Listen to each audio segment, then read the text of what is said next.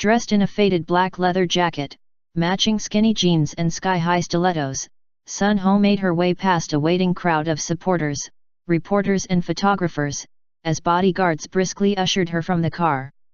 Her appearance would not have looked out of place at one of her pop concerts, but Sun was on her way to attending arguably the biggest and most anticipated corruption trial in Singapore this year. After more than a year of intense speculation and probes, on Wednesday Singapore opened the corruption trial of 6 leaders of City Harvest Church, accused of siphoning off more than $50 million of the congregation's money to support Sun Ho's singing career. Ho's husband, Kong Hee, runs City Harvest Church. With more than 30,000 members, it's one of the biggest and richest megachurches in Singapore. The church is famous for holding large-scale and elaborate services held in air-conditioned expo halls, resembling pop concerts. Church supporters queued up overnight and packed the court's public gallery as a show of unity with Sun and Kong. "I am here today to stand behind Pastor Kong Hee, who has always been there and delivered us from obstacles countless times," said a supporter named Mary, who had been queuing for a place in the court since 6 a.m. "We believe he will eventually emerge from this and come out stronger." Singapore under fire over match-fixing scandal. Kong Hee, along with 5 other church members, was charged with fraud last year. An opening statement read by the prosecution said investments by the church were made out to be investments on paper but in substance, were sham transactions devised and agreed to pursuant to a conspiracy against the sham investment accused persons, who were all ultimately involved in the planning and financing of Sun Ho's music career. If convicted, all 6 could face life terms in jail.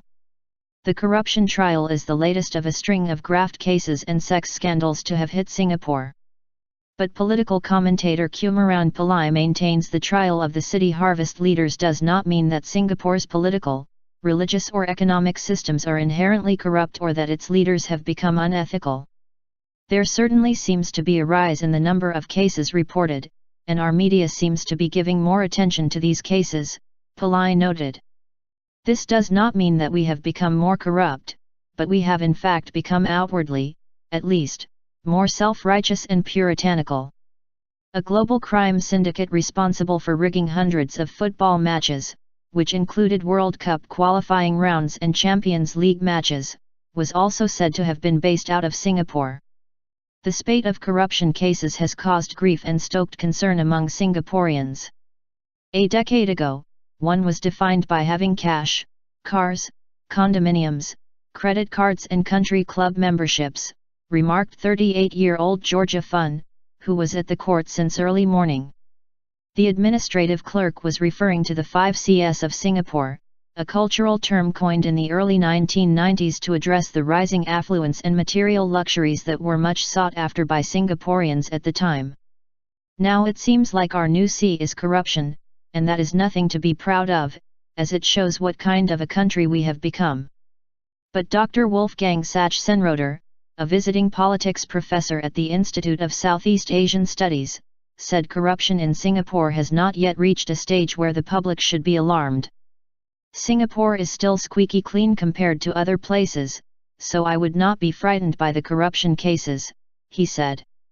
"Many people here may complain about scandals, but I have always thought scandals coming up could be seen as a way of cleansing the system, so the more scandals that come up, the cleaner the atmosphere." Investor confidence. Investors seem to agree with Sachsenroder, with industry experts saying the rise in the number of corruption cases has not deterred investment in Singapore. Goh Tian Fong, head of crisis management at accounting firm PricewaterhouseCoopers in Singapore, said the recent corruption cases have not had any major effects. In general, investors have a high level of confidence in Singapore's political and legal systems, he explained. Investor confidence has not been marred by the recent corruption court cases, although some potential investors may take a more cautious approach and put in a lot more effort into knowing what their potential investments involve. According to Peter Coleman, Executive Director of Deloitte's Forensic Department in Southeast Asia, there's a silver lining to be found in the slew of corruption cases. By comparison to the corruption in many other countries, these cases would be considered of a minor nature. But in Singapore they are taken very seriously and prosecuted to the full extent of the law, he said. If anything, investors should feel very confident that the system here works, and works well. C. For corruption. The Southeast Asian nation-state has seen more than its fair share of scandals surface the past year.